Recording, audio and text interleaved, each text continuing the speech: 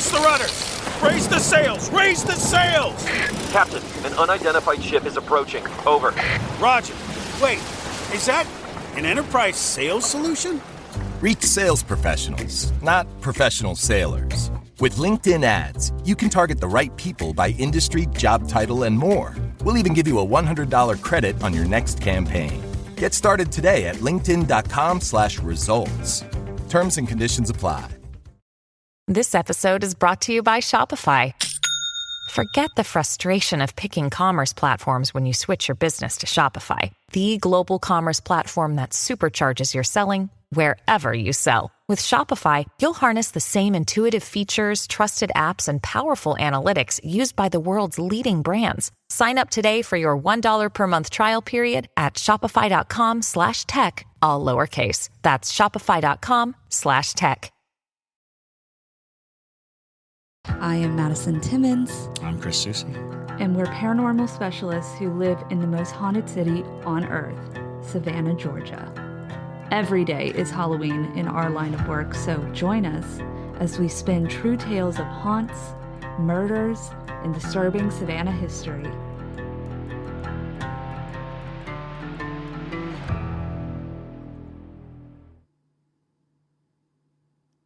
I'm Madison. I'm Chris.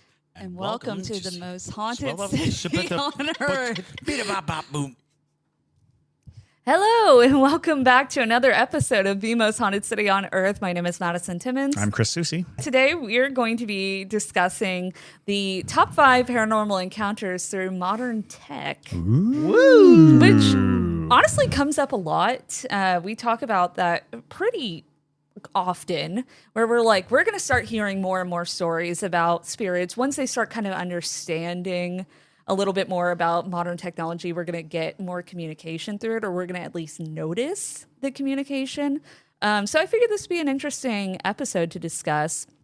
And also, Chris has a haunted object in the museum that likes to communicate through modern technology, so we can discuss that a little bit as well. She sure do. Yes. Yeah, Justin had a very strange encounter. Yeah. Okay, we'll get into that. So let's just get through our announcements real quick. So first off, we have a new little feature for the Parajunkies over on Patreon. We have a bingo card, which is super fun and exciting. Basically, we have created a bingo so that when the Parajunkies listen to our episodes, they can play along and try to get a bingo out of it. And it's got some, as you do with bingo. That is a bingo. But yeah, it's got some really... Although instead of being a 5x5 square, it's a 4x4 square. It sure is. And, yes, so it's a bing. It's a bing, but it's... Get bing. But it does have some funny little parts of it on there. And it's got things like Chris tells a story. Hatman. Doppelgangers. All the buzzwords that we all love. JT tells a dad joke. Exactly. So nonetheless, if you want to play along with our Parajunkies, I'm thinking about creating a chat for the bingo card players so that if y'all want to play together, you can do so when you're listening to episodes. Maybe we'll host like a round of bingo. But nonetheless, Frenchie said, I have mine as 8x11. You got well done. You got the bing, the big bing. So also, if you hear us mentioning any names, that is because we are currently live streaming for the Parajunkies. And we go live every Wednesday, which is a big perk of being on Patreon as well.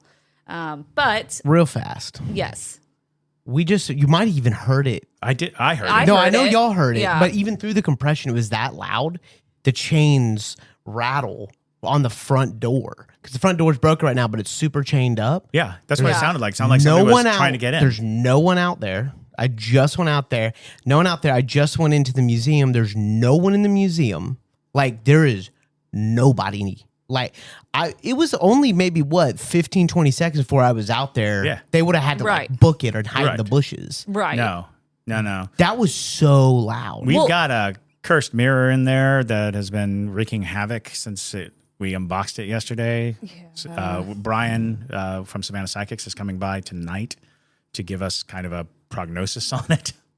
Jeez.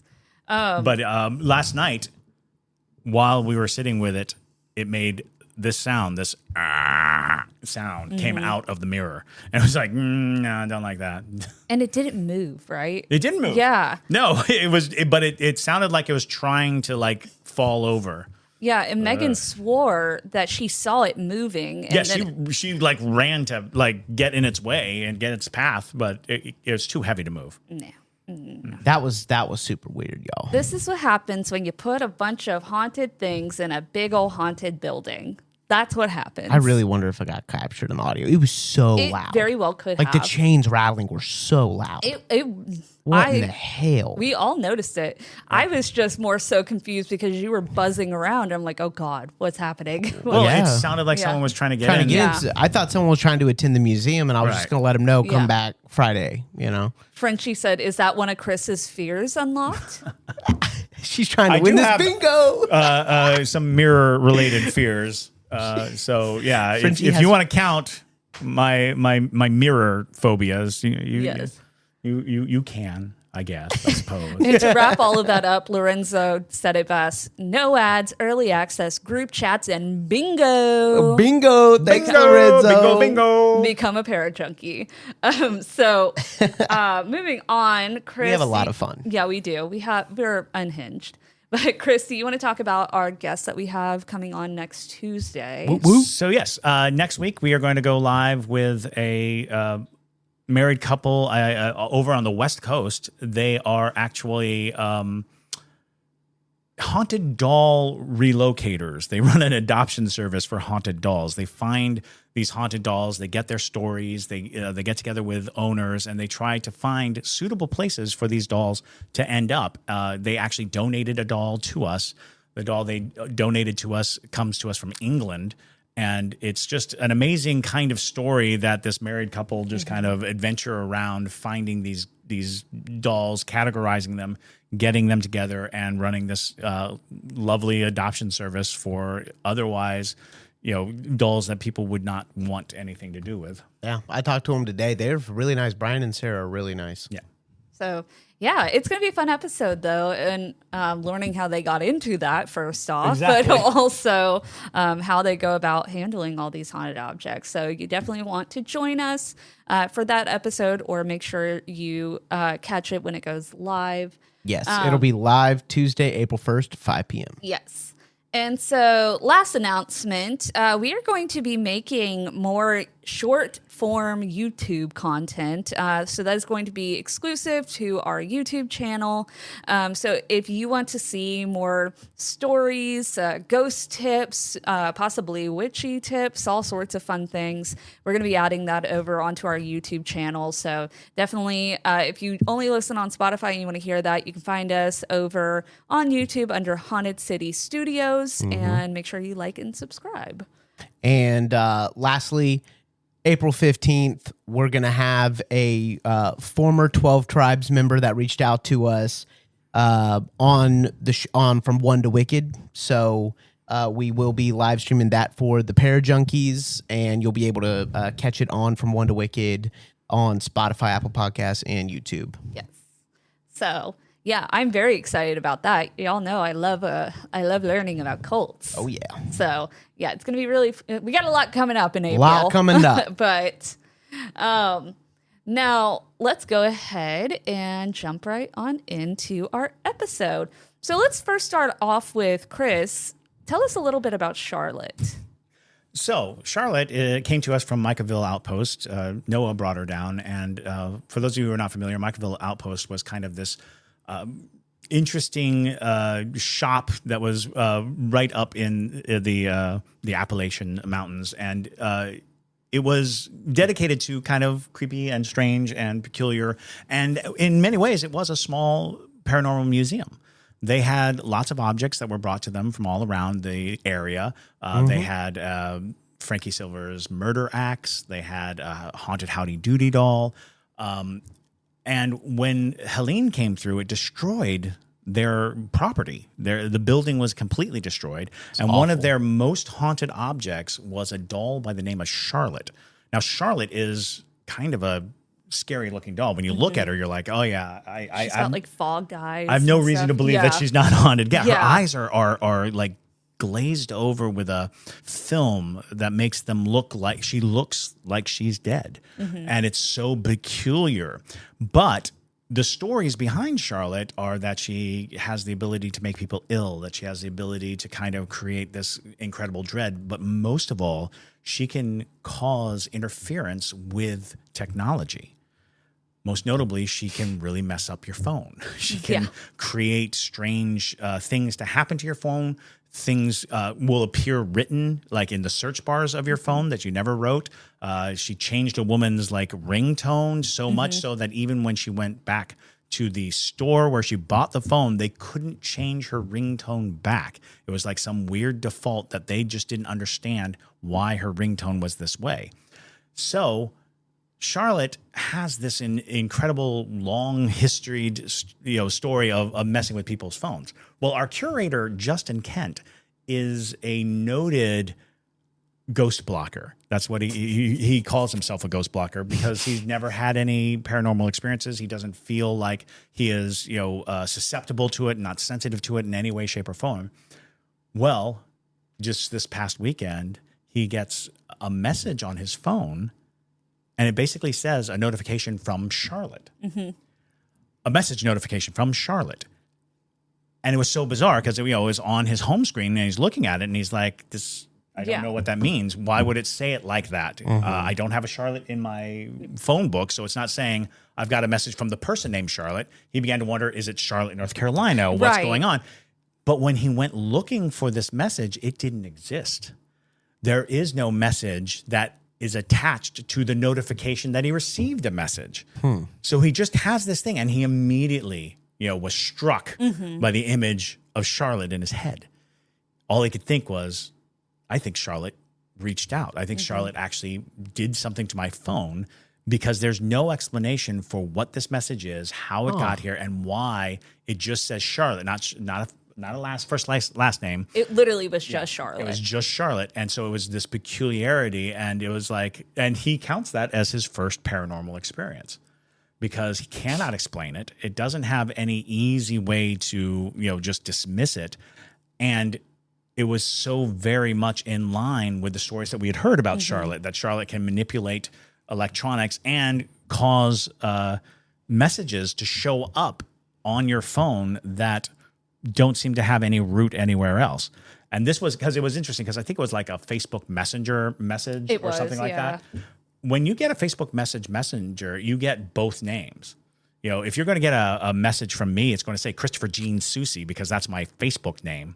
I don't know why I put my middle name in that, but that's what it says. That's what we do. But that's So you get the whole thing. You don't just get the first name. Yeah. So it's very bizarre. But I do think that it's funny because Justin, like I said, believes that he's on the other side of the paranormal, but every day that he spends here, he's just getting a little closer to stripping away that myth. Yeah. He was very excited though. Yeah, he was. He sent the screenshots immediately, and we were all like, that's Charlotte. That's it. That's her. But yeah, so if you want to come visit Charlotte, you can visit her at the Savannah Paranormal Museum here in Savannah, Georgia, and come say hello to all the haunted objects that are very scary and have amazing stories as well. So Charlotte's the one that has her own room, right? No. That's Okay. Emeraldine. Emeraldine, yes. Yeah, Charlotte's the one that looks like she had a hack job with She's shaving at the center of the Micaville. Yes. Yeah. Yes. With I her remember.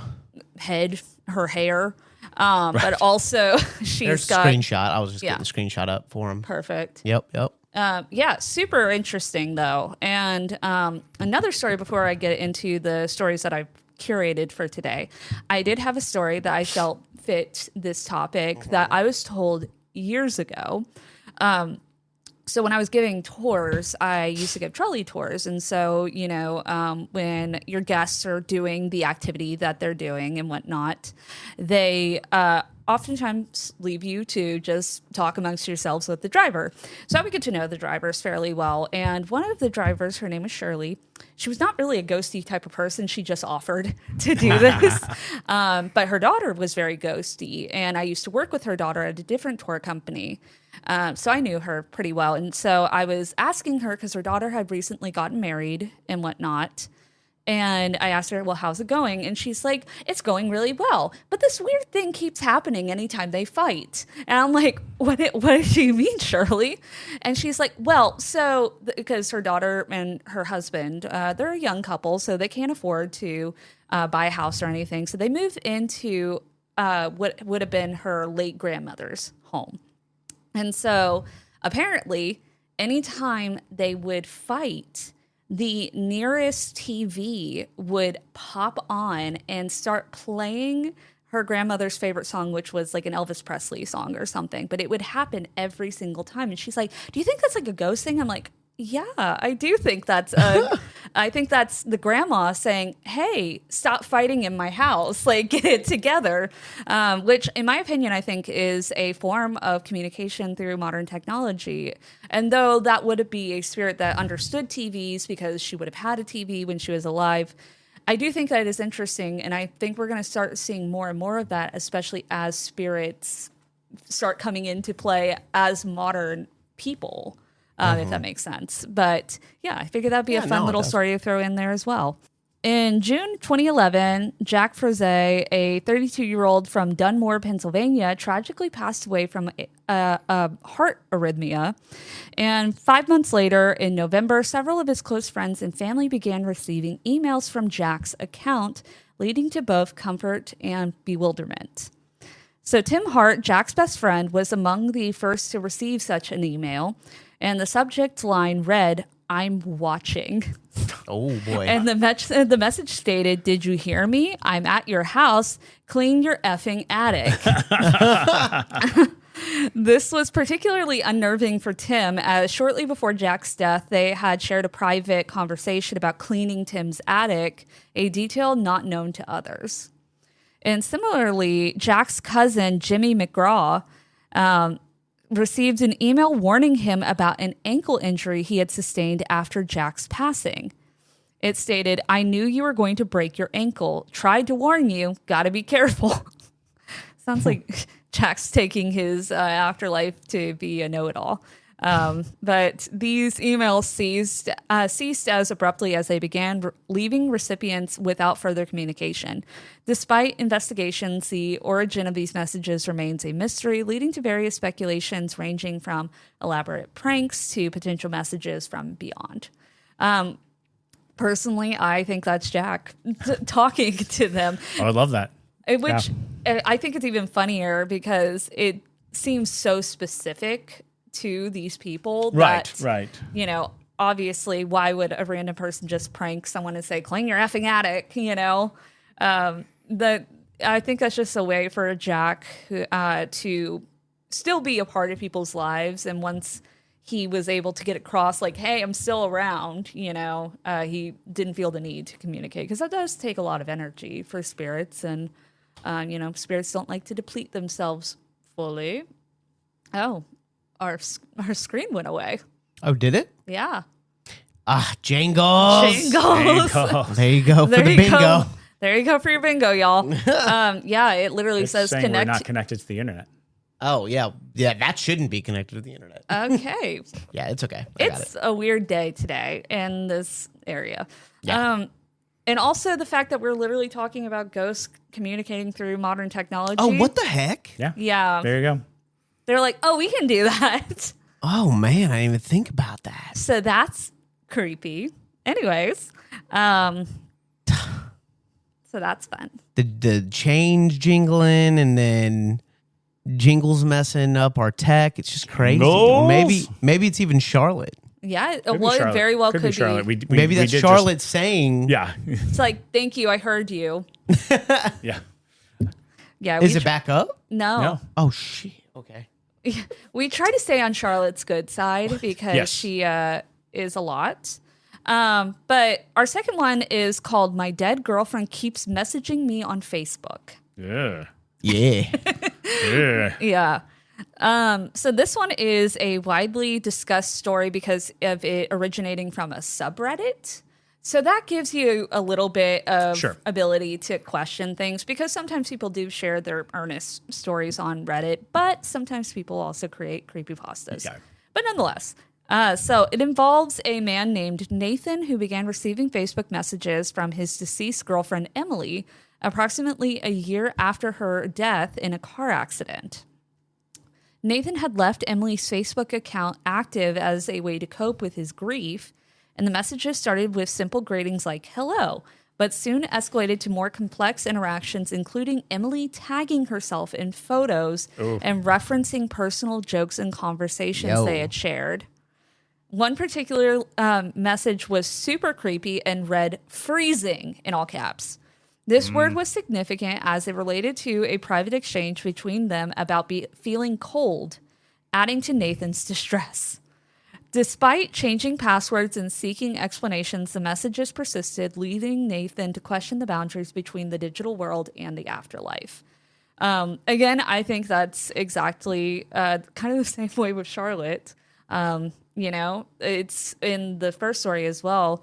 Sometimes spirits, especially when they die what seems like too early, they will try to bring comfort in ways that they know somebody's going to acknowledge them. Oh, absolutely. And, it's funny because the concept of the ghost in the machine, the notion that we spend so much time communicating with these devices and then the devices themselves can hold on to some imprint of our activity and who we are and how we spoke and how we did things. There's a very real threat of humans imprinting on their electronics, and then the electronics are just continuing on in patterns. They're just continuing on in this sort of behavior. It's interesting. There's an amazing episode of Doctor Who, oddly enough, where they had these telecommunicators, and the communicators would hold on to the consciousness of a person after they died. Oh. And it would just like slowly riddle out. They'd have a little bit of consciousness for a while. They'd be able to ask questions and stuff, but at the end, they just repeated the last words they said over and over and over again. Oh, that's disturbing. It was very effective, but it did raise this incredible question about our intentions and where we put them and how much time we spend in, the social media realm. Is there a way for the algorithm to pick up that's horrifying. How we behave, and then through some bizarre glitch, just kind of associate certain activities and certain actions and continue them on, sort of like an echo of a person or a weird sort of imprint of a person? That feels like an episode of Black Mirror. It does seem like a Black Mirror episode, absolutely. But yeah, I mean, that's totally a possibility that we just don't fully understand yet. And I mean, maybe within our lifetimes we would understand that eventually. But I do think that there's a chance that at some point in the future, like spirit communication is going to just be kind of commonplace. Right. And people are going to be like, can you believe that people used to think that this was like scary and haunted?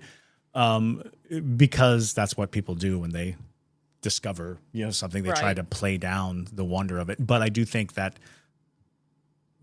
just the notion that radio waves are constantly playing and we don't have any means of understanding them unless we have a device. Right. That has to be true for so many different things. Even like brain waves. We know and measure brain waves all the time. Why can't we hear them? Why can't we pick up on them? Maybe we can. Maybe we do. Who knows? Right. So I think it's only a matter of time before we start to realize that the world is a lot more magical than we allow it to be. So y'all chew on that for a second while we talk about our next story. By the way, y'all, TV's. I'm not gonna try to fix it mid-show. I turned it off, turned it back on, still having the same issue. Thank you, Charlotte. So Oh no. So I'll read you the comments. So that's also something about Charlotte. She will ruin phones. Yeah. So, Yes. Yeah. Yes. She definitely makes it impossible to correct what she's done. Yeah, this is right after I showed the screenshot. Oh, that's When right. that's when the right. TV. You showed the screenshot, and then our internal monitor went down. So that's super great. Thanks, Charlotte. Oh. So the next one is called The Haunted Laptop of Kevin Whitaker. Haunted laptop. So Kevin Whitaker purchased a secondhand laptop from a local thrift store, unaware of the unsettling experiences that awaited him. Not a laptop from a thrift store. Listen, people Damn. be balling on a budget, so Yo, that's- you know. If I had a dime for every thrift store laptop I used, I'd have Thrift store laptop. 2 dimes. Well, maybe he was gonna use the parts or something and build a computer. People do that sometimes, right? Or it's a laptop. Yeah. You know, maybe he didn't need it for something ridiculously Fancy. difficult. Yeah. And he was like, I'll just go pick up the thrift store laptop. Just a Goodwill Although- laptop. I've never seen one at a thrift store. No, I've never either. Oh, yeah, no.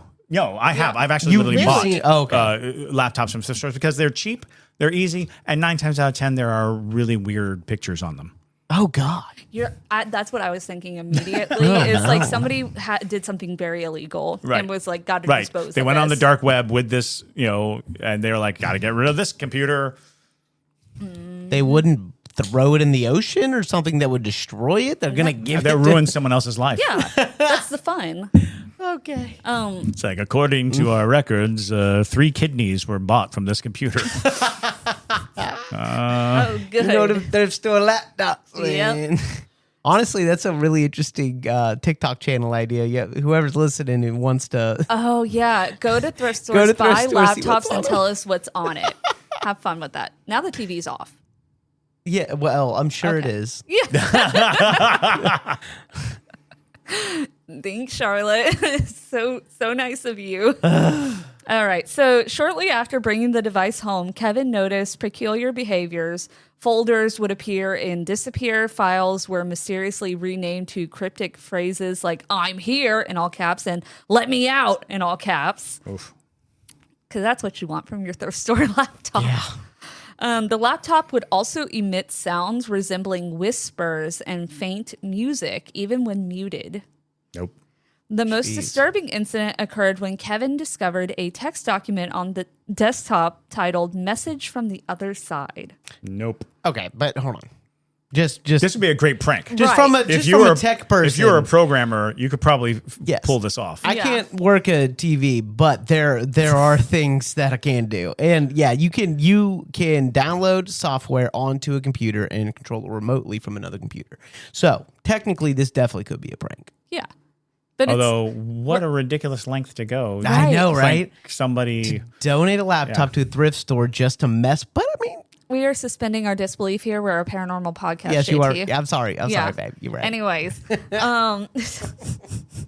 so upon opening the message, he found a letter addressed to him by name detailing personal information and events that had occurred in his life, which he had never shared publicly. Oh, Madison's like, disprove that. Yeah, you didn't let me finish my story. I'm before you- sorry, babe. Yeah. You're right. So, despite thorough scans, no malware or viruses were detected. Ooh. Convinced that the laptop was a conduit for paranormal activity, Kevin ultimately decided to dispose of it. Wow, really? You've got a laptop that talks to dead people. He's like, I don't want that. I don't want any part of this. Throw it away. Dang. Back to the thrift store for you. Yeah. I think he had a haunted laptop personally.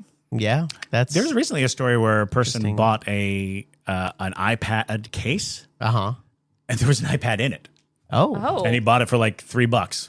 dope. Yeah. Oh. That's amazing. Yeah. That's That's great. pretty nice. Yeah.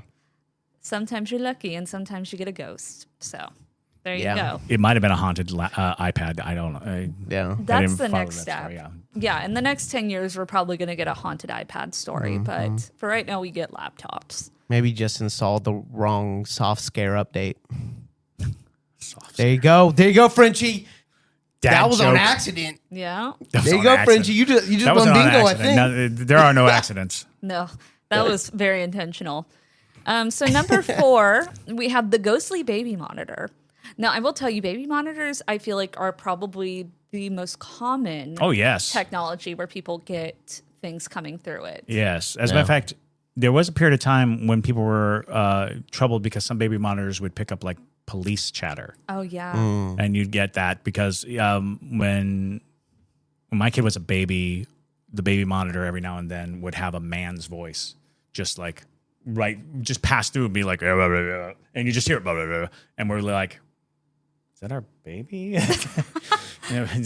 Is that, did we feed them weird? Why are they making that noise? Wow. But it's also I mean, because it's also choppy and not Right. the best quality.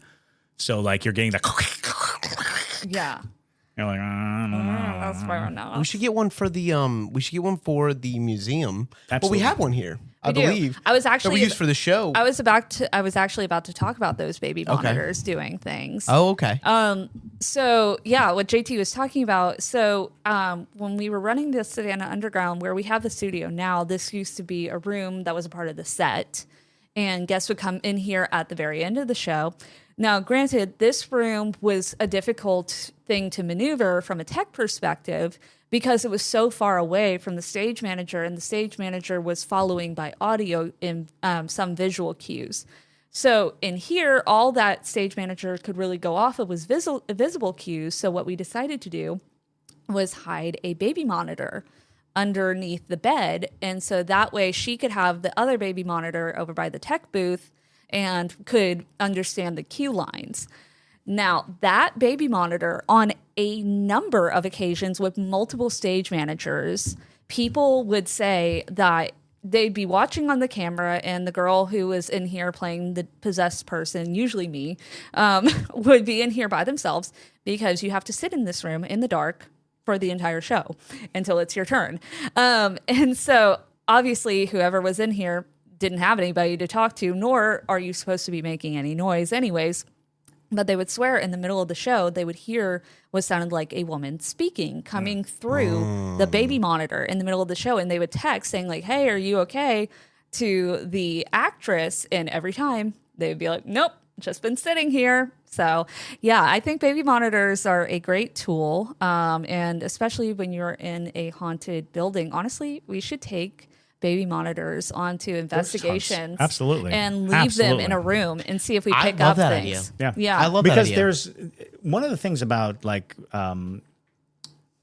we have an expert in EVPs, electronic voice phenomena, and he likes to use an older brand of recorder because of the noise, because of that static sound, because the extra pops and the extra hollows and the extra sounds that come through are what spirits manipulate.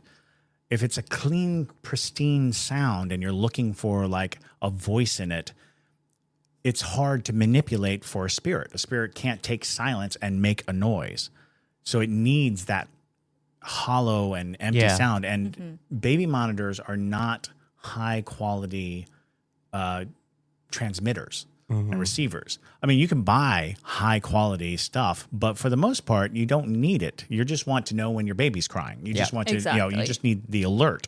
So it operates with less fidelity, causing more noise for the spirit to hold on to or to communicate with. Exactly. I love that idea to bring baby monitors on ghost hunts. We're definitely doing that next ghost hunt. We need to put a couple in the museum. We need to put a couple in the museum, definitely. Chris has the live cams up on part of the museum right now. I'm looking at Emerald Dean's room. See if anything. Why? Because we heard stuff. Yeah. No, it's true. Real fast. Ashley said, "I used to hear my neighbor singing to her baby sing her baby to sleep on my baby monitor, and it was so creepy." That's got to horrifying. be That's freaking horrifying. terrifying. Oh my God. Oh yeah, Frenchie won bingo. Oh, first nice. bingo ever. Nice. yep, Congratulations, Frenchie. Go get you a sweet treat. Go get you a sweet treat. Yep. Alex refuses to do any smart home devices because of hackers. She has a smart TV and can say Hulu, and it takes her to Hulu. Yeah, that's true. Yeah. But Cool. all right. So the story is a couple residing in Chicago reported unsettling experiences involving their infant's baby monitor. They began hearing what sounded like a man's voice whispering lullabies and occasionally uttering phrases like, "Don't worry, I'm here." Okay. I think the button is warranted. Hear that? It's SpringFest savings calling your name. Only at Lowe's. Right now, get a free Select Ego 56-volt battery when you buy a Select Ego trimmer, blower, or mower. Plus, get your choice of any 2 bags of Miracle Grow organic soil mix for only $16. Shop these can't-miss deals in-store or online today.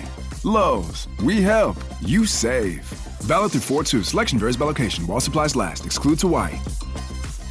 Hey, this is Bill Simmons from the Bill Simmons Podcast, here to tell you that Michelob Ultra is giving you the chance to win tickets to the NBA Finals. That's right, the 2025 NBA Finals. Just head to MichelobUltra.com/NBA Finals.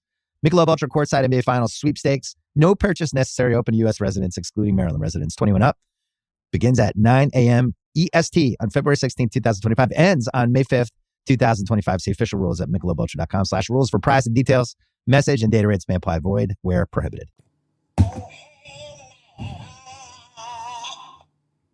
Yeah. Nope. Big nope. On several occasions, the monitor's camera would capture fleeting shadows and unexplained movements in the nursery despite no one being present. Concerned for their child's safety, the couple replaced the monitor, but the disturbances persisted. Further research into their home's history revealed that a previous occupant, an elderly man, had passed away in the nursery decades earlier. Believing that the spirit of the former resident was attempting to comfort their child, the couple sought the assistance of a local paranormal investigator who confirmed unusual electromagnetic readings in the nursery. Yeah. That's freaking creepy, That's dude. so creepy. That's so creepy. Nobody wants an old man ghost whispering to their child in the middle of the night. Don't worry, I'm here. Yeah. The baby's like, Lullaby. "Ah." It's like, so like, I won't let your parents close to you.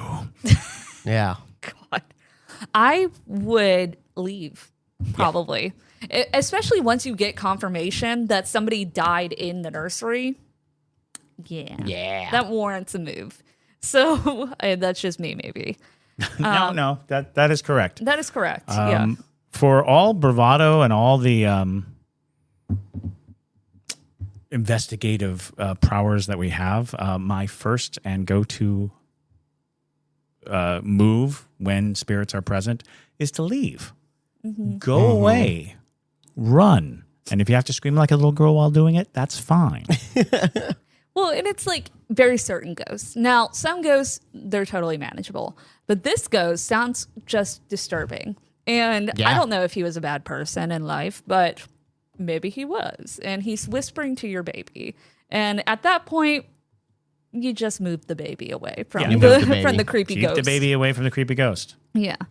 And then our last story is called The Static Voice on the Radio. During a paranormal investigation at an abandoned Victorian-era mansion, a team of researchers employed a vintage transitor radio to detect potential spirit communications. While scanning through static frequencies, they encountered a clear male voice stating, "Stop digging, you'll find me." Wow. This message was particularly alarming as the team had been discussing plans to excavate a section of the mansion's basement, believing to contain hidden artifacts. Taking the warning seriously, they proceeded with caution and eventually uncovered a concealed room containing personal belongings and journals of a servant who had mysteriously vanished over a century ago. The discovery provided historical insights and led the team to believe that the voice was that of a missing servant attempting to share his story from beyond the grave. Or maybe he didn't want you to find his grave. Stop digging. You'll find me. I feel like that was very clear. Yeah. It wasn't a just dig lighter. That was a straight up, don't do that. Yeah. I don't want to be found. Leave me be. Chris, I feel like it's been a minute that we've had so many new followers that might not, they might not remember basement ghosts versus attic ghosts. Only the OGs might remember that.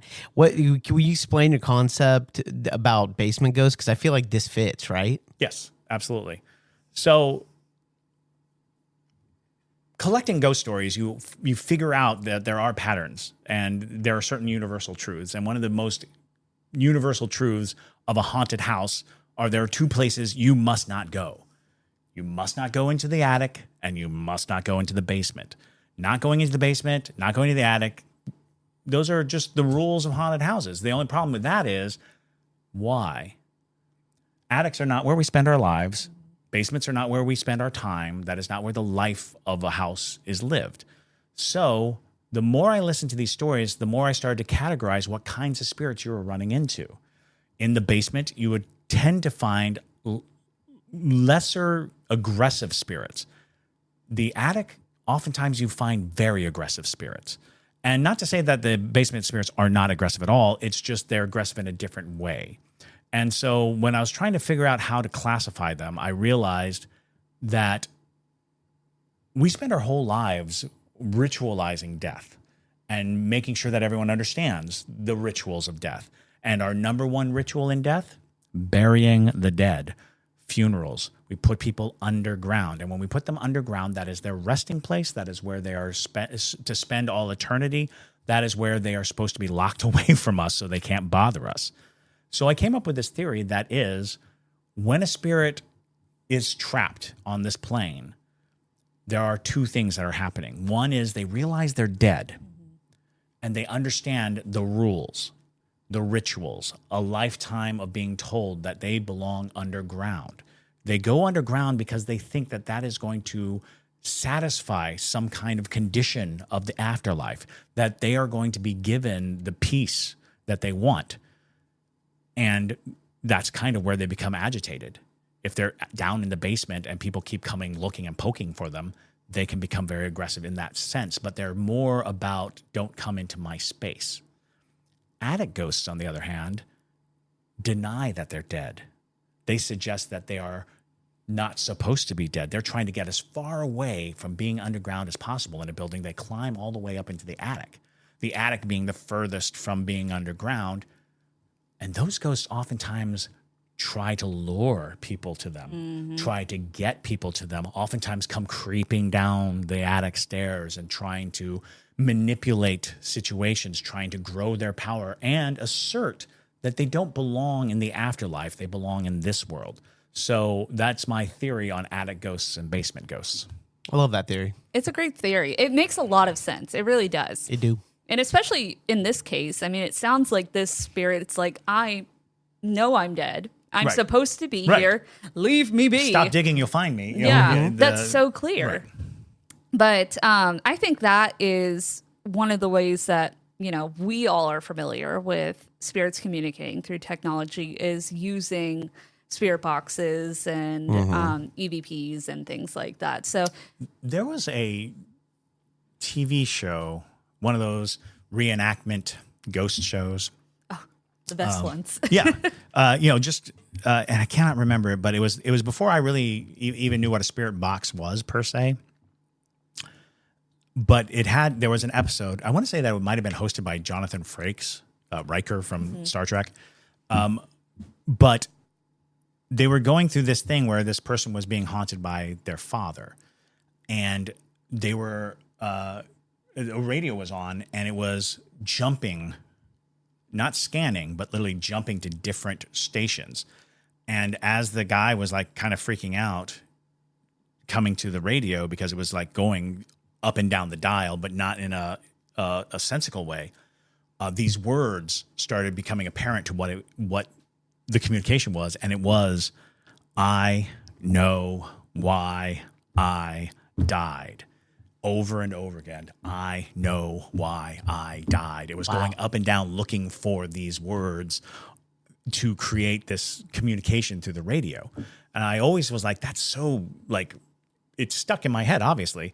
But it was like, that's so interesting to think of a spirit trying so hard to manipulate electromagnetic forces and radio waves and equipment just to get this message across. And it was interesting because I believe in the story, the man was trying to apologize to his son for not being there for him and saying that I know why I died was I wasn't a good man. I wasn't a good father. And I was like, oh, how heartbreaking. So sad. Jeez. Yeah. Well, y'all, that was our last story. So hopefully you enjoyed today's episode of our top 5 of paranormal encounters through modern tech. Not to say these are the best stories that have ever happened through modern tech, but they are 5 stories that are pretty interesting and good examples of different ways that spirits can communicate. And we even got a live demonstration. Yes. So that was cool, hands-on, go. I guess. I hope Charlotte didn't break our TV. Yeah, I don't know. I'll figure it out. JT's stressed. That's it's hard. It's hard running so much tech in such a haunted building. I'm not gonna lie. Like, I mean, things just sometimes don't. We spend thousands and thousands and thousands of dollars on this equipment, and sometimes, even if it's like really high quality equipment, it just goes down out of nowhere, and you're just like, what? Clay. Like, seriously, it's crazy. I mean, even when we did that episode in the basement of the Sorrel Weed House where we were interviewing the general manager, didn't our audio stop? Oh, yeah. Yeah. Oh, yeah. Remember that? Yeah. Well, no, yeah, it corrupted. Oh, that's what it was. I Yeah. got corrupted. Yeah. Yeah, and then I was I had a shoot in college, actually, in the basement of the Moon River. You were there. Yes. You were there. I know. And you were the producer on it. And we were filming on an Arri Alexa, and which is for you, those of you who don't know, it's a really, really expensive camera, That's $30,000-$40,000 Hollywood grade. Yeah, Hollywood grade camera, shooting on it, and all of a sudden, hard drive or the SSD we're shooting on just corrupts. Boom, and we're like, what? It just doesn't do that. It shouldn't do that, but it did. So yeah. Crazy. The ghosts love the technology, and obviously they love us. So, if y'all have a story that you would like to share of your experience with a spirit communicating through some form of modern technology, we'd love to hear it. And honestly, if you want to send any ghost story that you have, you're welcome to send it to ghostmail@hauntedcitypodcast.com. Also, just a reminder, like we said at the beginning, we are going to be creating that short form YouTube content. So if you want more content, go check us out on YouTube and make sure to subscribe as well, because we're going to do some fun things over there for YouTube's on getting the more visual side. It's getting a little popular. Get a little poppin'. It's popping. It might stick around. It might stick around. Who knows? Cool. But yeah, so thank you all again. I hope you have a wonderful rest of your day whenever you are listening to this. And my name is Madison Timmons. I'm Chris Susi. And stay spooky, y'all.